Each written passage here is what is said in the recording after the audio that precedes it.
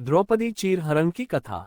युधिष्ठिर जुए में अपना सर्वस्व हार गए थे। छलपूर्वक शकुनी ने उनका समस्त वैभव जीत लिया था। अपने भाइयों को, अपने को और रानी द्रौपदी को भी बारी बारी से युधिष्ठिर ने दांव पर रखा। जुआरी की दुराशा उसे बुरी तरह ठगती रहती है। कदाचित अब की बार सफलता मिले, किंतु युधिष्ठिर प्रत्येक दांव हारते गए। जब वे द्रौपदी को भी हार गए, तब दुर्योधन ने अपने छोटे भाई दुःशासन के द्वारा द्रौपदी को उस भरी सभा में पकड़ मंगवाया। दुरात्मा दुःशासन पांचाली के केश पकड़कर घसीटता हुआ उन्हें सभा में ले आया। द्रौपदी रजस्वला थे और एक ही वस्त्र पहने थी। विपत्ति यही समाप्त नहीं हुई। दुर्योधन ने अपनी जांघ खोलकर दिखाते हुए कहा, दुःशासन, इस कौरवों की दासी को नंगा करके यहाँ बैठा दो।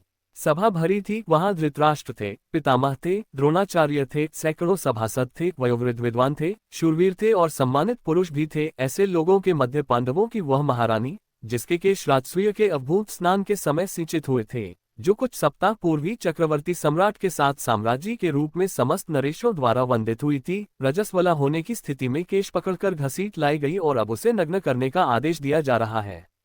होने को वहां विदुर भी थे, किंतु उनकी बात कौन सुनता। द्रौपदी ने अनेक बार पूछा। युधिष्ठिर जब अपने आप को हार चुके थे, तब उन्होंने मुझे दांव पर लगाया था, अतः धर्मत मैं हारी गई या नहीं। किंतु भीष्म जैसे धर्मज्ञों ने भी कोई निश्चित उत्तर नहीं दिया। जिसकी भुजाओं में 10,000 हाथियों का बल था, उस दुरात्मा दुःशासन ने द्रौपदी की साड़ी पकड़ ली। मेरे त्रिभुवन विख्यात शूरवीर पति। द्रौपदी व्याकुल होकर इधर उधर देख रही थी कि कोई उसकी रक्षा करेगा, किंतु पांडवों ने लज्जा तथा शोक के कारण मुख दूसरी ओर कर लिया था। आचार्य द्रोण, पितामह भीष्म, धर्मात्मा कर्ण। द्रौपदी ने देखा कि उसका कोई सहायक नहीं। कर्ण तो उल्टे दुःशासन को प्रोत्साहित कर रहा है और भीम, द्रोण आदि बड़े बड़े धर्मात्माओं के मुख दुर्योधन द्वारा अपमानित होने की आशंका से बंद है और उनके मस्तक नीचे झुके हैं।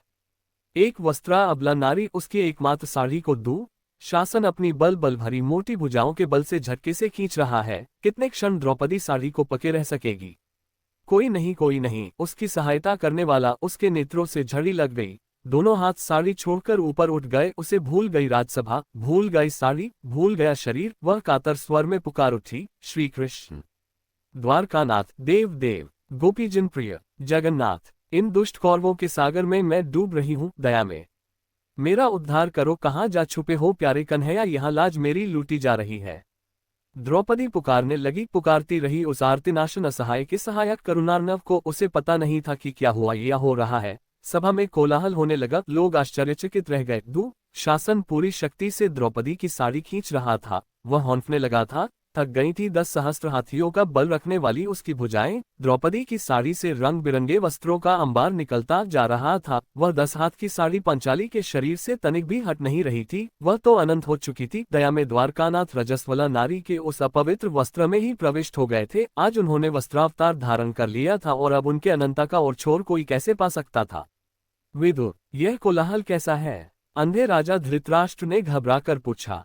महात्मा विदुर ने बताया, दुःशासन द्रौपदी की साड़ी खींचते खींचते थक चुका है। वस्त्रों का ढेर लग गया है। आश्चर्यचकित सभासदों का ये कोलाहल है। साथ ही आपकी यज्ञशाल में श्रृंगाल घुस आए हैं और रो रहे हैं। दूसरे भी बहुत से अपशकुन हो रहे हैं। द्रौपदी सर्वेश्वर श्री कृष्ण को पुकारने में तन्मय हो रही है। उन सर्वसमर्थ ने अभी तो उनकी साड़ी बढ़ा दी है, किंतु यदि शीघ्र पांचाली को प्रसन्न नहीं करते तो श्री कृष्ण का महाचक्र का प्रकट होकर एक क्षण में आपके पुत्रों को नष्ट कर देगा। यह कोई नहीं कह सकता। आपके सभासद तो भय व्याकुल होकर कोलाहल करते हुए दुर्योधन की जो निंदा कर रहे हैं, उसे आप सुन ही रहे हैं। धृतराष्ट्र को भय लगा। उन्होंने दुर्योधन का फटकारा। दुःशासन ने द्रौपदी की साड़ी छोड़ दी और चुपचाप अपने आसन पर बैठ गया। वह समझे या न समझे, पांडव तथा भीष्म जैसे भगवत भक्तों को ये समझना नहीं था कि द्रौपदी की लज्जा रक्षा कैसे हुई। ये द्रौपदी चीरहरण की कथा आपको कैसी लगी? लाइक और कमेंट कीजिए और चैनल को सब्सक्राइब अवश्य कर दीजिए। जय श्री कृष्ण।